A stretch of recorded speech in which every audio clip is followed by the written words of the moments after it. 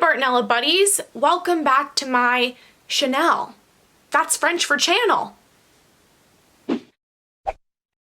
People often ask me how I was diagnosed with mast cell activation syndrome, and in the beginning, diagnosis can be overwhelming, especially because there are different diagnostic criteria proposed by different groups of experts. There are also different questionnaires that doctors use that range from well-developed to total bunk. Then there are doctors that are fairly rigid in diagnosing MCAS, and that not only can exclude patients that truly have MCAS, but it can also place a large burden on patients to get a lot of diagnostic tests, sometimes when they're in a flare, which seems cruel to me in my professional opinion. My mast cell symptoms seem to appear overnight, although now, looking back, I can tell that they have been slowly creeping in for years. About 2 years ago, I started to react to about half of all foods, almost all medications, with nausea, upper GI pain, and painful belching, as well as open ulcers on the mucosal part of my lips, and nerve pain and fibromyalgia-like pain.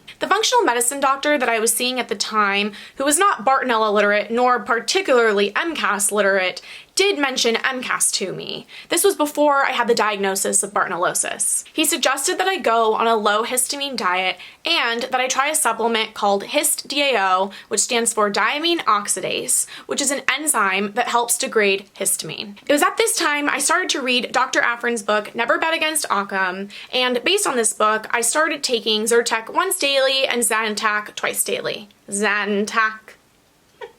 I randomly emailed Dr. Afrin asking for suggestions for doctors that treat. And emailed Dr. Afrin.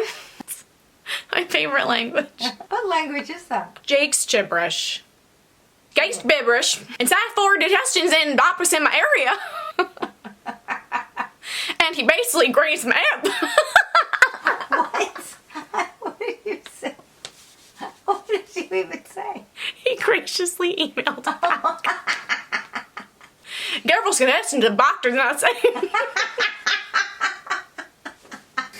From Quiz can speak too. You know those things that you read and they're all fucked up written, but your eye can still read them? Yes, yeah, like. That's what this is like. Tricky. That's tricky. It's tricky. Okay. Isn't that song? Oh, by Run DMC. Wow.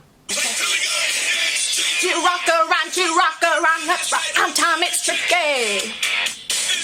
Tricky.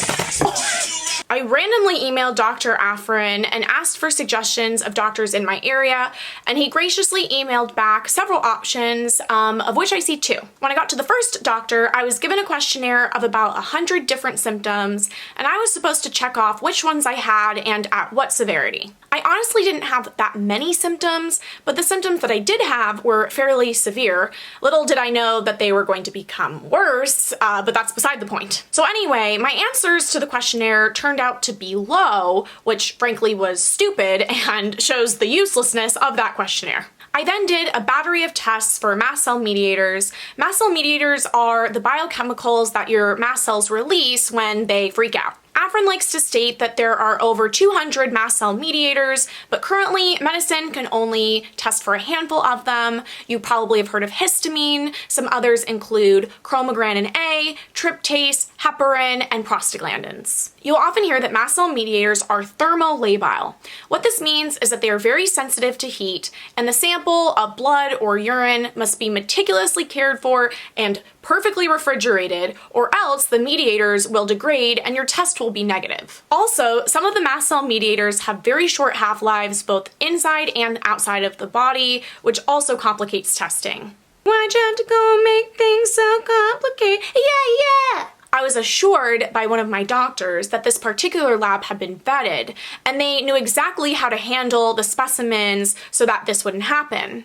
And when my test came back all negative, I was devastated. Everyone wants to be validated by a positive test. And while I understand and value the importance of lab tests for all types of illnesses, I believe that, in general, there is an inordinate focus on lab tests by physicians, so much so that tests are gospel and the results are very black and white, so that if your positive on the test, you definitely have it, and if you're negative, then you definitely don't have it. This inordinate focus on laboratory tests devalues clinical diagnoses in which the clinician carefully evaluates your symptoms and history to provide an accurate diagnosis, and it also devalues your experiences as a patient.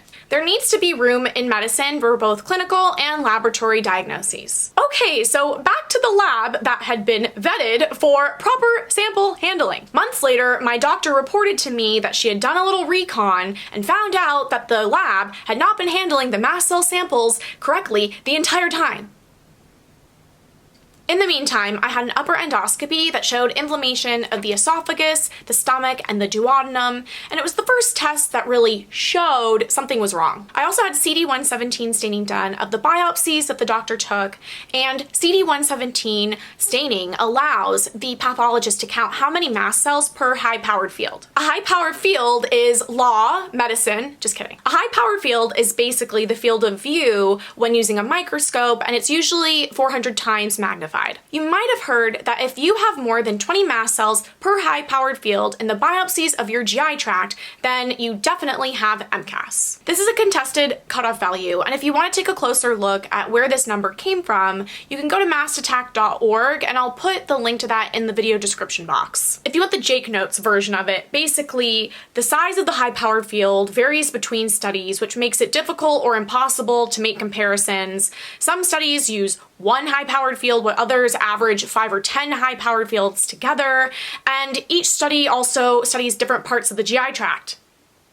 There's a great paper called Mast Cell Activation Syndrome, a primer for the gastroenterologist, and I'll put a link to that in the video description box. This new paper was written by Weinstock and colleagues, including Dr. Afrin. They usually take 8 biopsies from the second part of the duodenum, do the CD117 staining, and then average the mast cell counts from 10 high-powered fields, or that's at least what I think is happening. They find that those with MCAS have over 20 mast cells per high-powered field when they do that average from the duodenum and ileum, and other parts of the GI tract have fewer. This is not how mine was done, which makes it impossible to compare apples to apples. I had biopsies in 8 places throughout my upper GI tract, and they only stained 5 of them.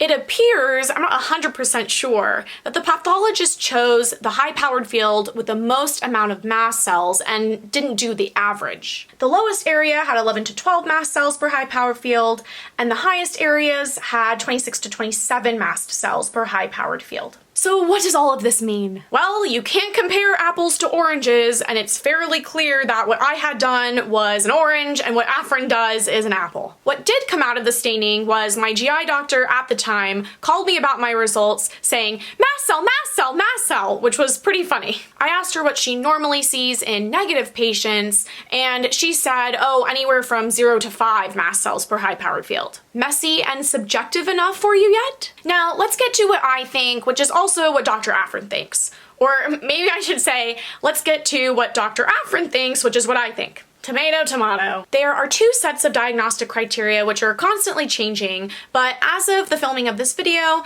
there's the Afrin and Molderings camp and the non-Afrin and Molderings camp, or the valent camp if I'm being respectful. Fight, fight, fight! I will have links to both diagnostic criteria in the video description box. Also, my allergist/immunologist contributed to this paper.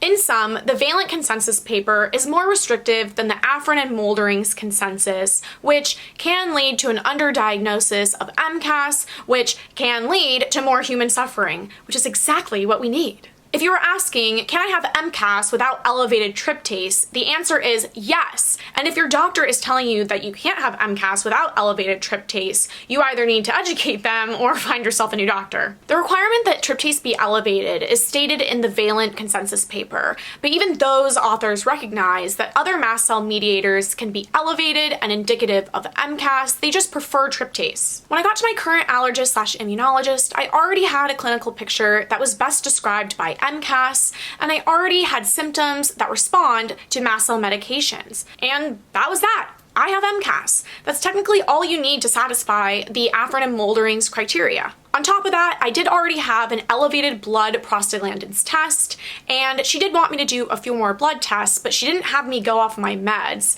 because not only is that uncomfortable, but it can also be dangerous and even life-threatening for some mast cell patients. If you learned something in this video, give it a thumbs up, and let me know in the comments what you would like to learn about MCAS in the future. Like a good DJ, I take requests. And subscribe to my channel if you haven't already. Piper, what do you request? Put on that new song by Cardi B. Piper, you're not even 3. How do you know about that song?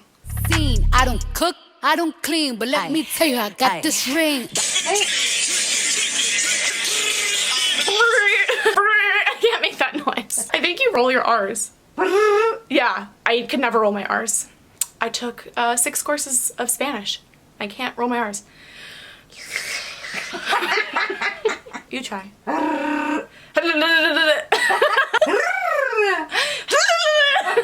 It's amazing you didn't fail Spanish. I got a 5 on the AP Spanish test.